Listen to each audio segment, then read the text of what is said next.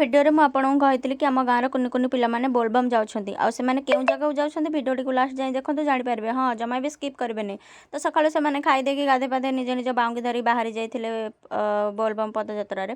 ତ ତାଙ୍କୁ ଏଠି କରଜଙ୍ଗ ଆଉ ବାଲିପାଟଣା ବଜାର ଉପରେ ରଖାଯାଇଥିଲା, ଯେହେତୁ ତାଙ୍କୁ ବିସ୍କୁଟ ଆଉ ପାଣି ଦିଆଯାଉଥିଲା। କୁନି କୁନି ପିଲାମାନେ ଚାଲିବାକୁ ତାଙ୍କୁ ଟିକେ କଷ୍ଟ ହେବ। ତ ଖାଇ ପିଇ ସାରିକି ପୁଣି ଥରେ ଗାଧୋଇ ପାଧୋଇ ସେ ବାହାରି ଯାଇଥିଲେ ବାଉଙ୍ଗି ଧରିକି। ତ ଆମେ ଏଇଠି ଟିକେ ଆଗୁଆ ମନ୍ଦିରକୁ ପଳେଇଥିଲୁ, କାହିଁକିନା ଆମକୁ ଟିକେ ପୂଜା କରିବାର ଥିଲା, ଯେହେତୁ ଏଠି ମନ୍ଦିରଟି ଭିଡ଼ ହୋଇଯିବ, କାହିଁକିନା ପିଲାମାନେ ଆସିବେ ପାଣି ଢାଳିବାକୁ। ତ ସେଥିପାଇଁ ପୂଜା କରିହେବନି।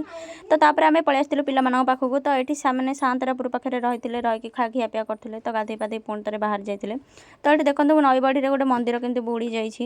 ତ ତାପରେ ଏଠି ଆସିକି ପହଞ୍ଚି ଯାଇଥିଲେ ଆଉ ଗୋଟେ ଜାଗାରେ। ତ ଏଠି ଯେହେତୁ ମୁଁ ଜାଣିନାହିଁ ତ ଏ ମନ୍ଦିରଟି କ'ଣ, ତ ଯେହେତୁ ଶିବ ମନ୍ଦିର ଏଠି ରହିଯାଇଥିଲେ।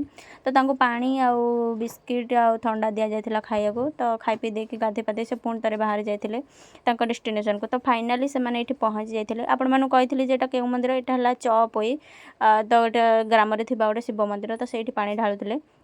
ତ ଏଠି ପାଣି ଢାଳି ସାରିକି ପିଲାମାନଙ୍କୁ ପ୍ରସାଦ ବଣ୍ଟନ କରାଯାଉଥିଲା, ଯେହେତୁ କୁନି କୁନି ପିଲାମାନେ କାଲିଠୁ ପାଣି ଉଠେଇକି ରଖିଛନ୍ତି। ତ ସେମାନଙ୍କୁ ଖାଇବାକୁ ଦିଆ ସାରିଲା ପରେ ଏଠି ବଡ଼ ଲୋକମାନେ ବି ବସିକି ଏଠି ଖାଇ ଦେଇଥିଲେ। ତ ଆମେ ବି ଏଠି ବସିକି ଖାଇ ଦେଇଥିଲୁ। ତ ଆଉ ଯେଉଁମାନେ ବି ବଡ଼ ଲୋକ ବାକି ଥିଲେ ସେମାନେ ବି ଖାଇ ଦେଇଥିଲେ। ତ ଖାଇ ପିଇକି ପ୍ରାୟ ଲୋକ ଏଠୁ ପଳେଇଲେଣି। ତ ପିଲାମାନଙ୍କ ଗାଡ଼ି ଆସିଲା, ତ ସେମାନେ ବି ଏଠୁ ପଳେଇ ଯାଇଥିଲେ। ତ ଆମେ ପଳେଇ ଆସିଥିଲୁ ଏଇଠୁ ଟିକେ କୁଣ୍ଡପାଟଣା ବ୍ରିଜ୍, ଯେହେତୁ ନଈ ବହୁତ ଜୋର ବଢ଼ିଛି, ତ ତାକୁ ଟିକେ ଦେଖିବାକୁ।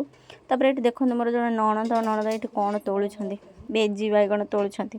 ତ ସେ ଯାହା ବି ହେଉ, ଯଦି ଭିଡ଼ିଓଟି ଭଲ ଲାଗିଥିବ ତାହେଲେ ନିହାତି ଭାବରେ ଲାଇକ୍ କରିବେ। ରହିଲି, ବାଏ ବାଏ।